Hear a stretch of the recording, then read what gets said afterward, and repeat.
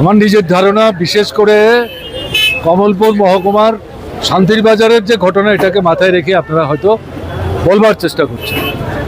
তাতে যা তথ্য আমরা দেখেছি, শান্তির বাজার এলাকার দোকানিদের বড় অংশ বন্ধ বয়কট করেছে, তারা বন্ধ অংশগ্রহণ করে। দোকানপাট খোলা ছিল।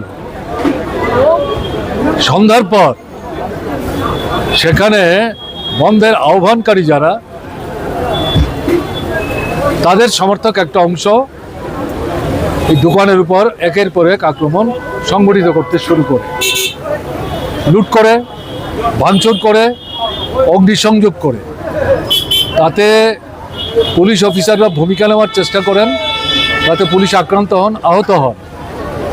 এবং ব্লকের যিনি বিডিও, খবর পেয়ে তিনি এসেছিলেন, তিনিও আহত হন, তার মাথা ফেটে যায়।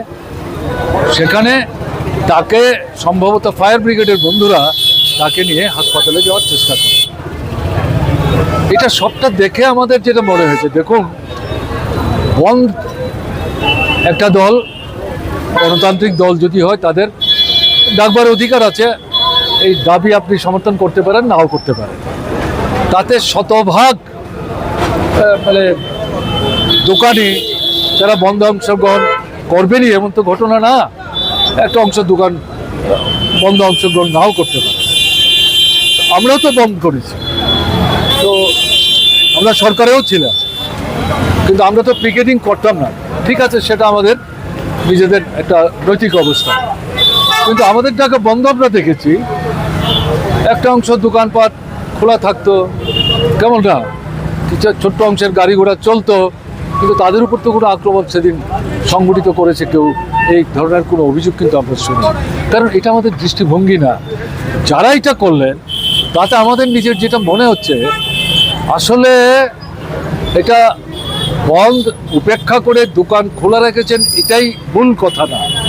একটা আমি এখানে উল্লেখ করেছি যে কয়েকটা দাবিকে সামনে রেখে তারা বন্ধ রেখেছেন। তার মধ্যে বিশেষ করে অভিবাসী যারা, অর্থাৎ সোজা কথায় হচ্ছে উপজাতি যারা, তারা বেআইনিভাবে ত্রিপুরা আছেন, তাদেরকে চিহ্নিত করবেন এবং ত্রিপুরার বাইরে তাদেরকে পাঠাবেন। এটা তো উস্কানিমূলক, এটা তো কোনো একটা দল দায়িত্ব নিতে পারে না, এটা সরকার নেবে। সর্বভারতীয় ক্ষেত্রে যেমন কেন্দ্রের স্বরাষ্ট্র দপ্তর, রাজ্যের ক্ষেত্রেও স্বরাষ্ট্র দপ্তর একটা দল ঘোষণা করে দিচ্ছে, আমরাই চিহ্নিত করব, তালিকা নিকি তৈরি করছে, তারাই তাদেরকে বাছাই করে বের করবেন। এবং এটা জনগণের মধ্যে প্রতিক্রিয়া তৈরি হচ্ছে, এবং এরা বুঝতে পারছে এটা এই ধরনের পরিস্থিতিতে যেতে গেলে পর পরিবেশটাকে, পরিমণ্ডলটাকে আরও বিষাক্ত করতে হবে। সেদিক থেকে এই বনটাকে ভিত্তি করে তারা আরও বড় ধরনের গোলমাল বাঁধাবার চেষ্টা হয়তো করেছিল, কিন্তু মানুষ সতর্ক থাকায় তারা সেটা করতে পারেনি।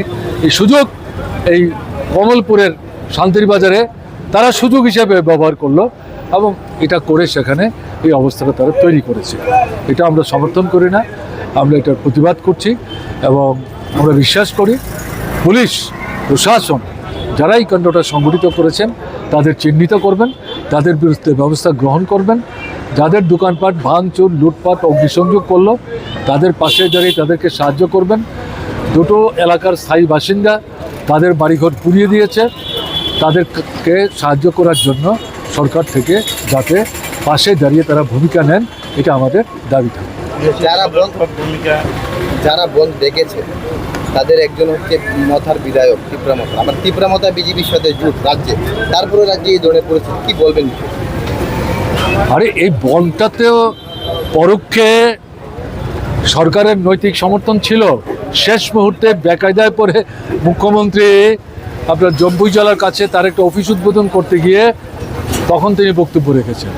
বিজেপি দল কিন্তু এই বন্ধের বিরুদ্ধে কথা বলেছেন, আমরা অন্তত জানি না, আপনারা জানেন কিনা সেটা জানি না। কাজে এগুলো কি চলছে? এগুলো হচ্ছে ট্রাইবেল, নন ট্রাইবেলদের যে অংশের উপর বিজেপির সমর্থন আছে বলে বিজেপি মনে করে, ট্রাইবেলদের যে অংশের উপর তীব্রামথার সমর্থন আছে বলে তীব্রামথা মনে করে, উভয় অংশেই ক্ষয় ধরেছে, তাদের ছেড়ে চলে যাচ্ছে, তারা নতুন চিন্তা ভাবনা করতে শুরু করেছে। এরকম একটা জায়গায় দাঁড়িয়ে দৃষ্টি ঘুরিয়ে দেওয়ার জন্য এই পরিস্থিতি তৈরি করার চেষ্টা করছে, এটা বুঝতে হবে।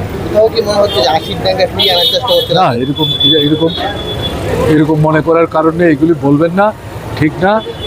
80 তো 80, 80 আবার নতুন করে কি করে ফিরে আসবে? ত্রিপুরার মানুষ 80-র মতো পরিস্থিতি ফিরে আনবার কেউ চেষ্টা করলেও তাদেরকে সাহায্য করবেন মনে করার কারণে, প্রশ্রয় দেবেন মনে করার কারণ নেই। যারা প্রশ্রয় দেওয়ার চেষ্টা করবেন তাদেরকে ত্রিপুরার মানুষ বিচ্ছিন্ন করবে।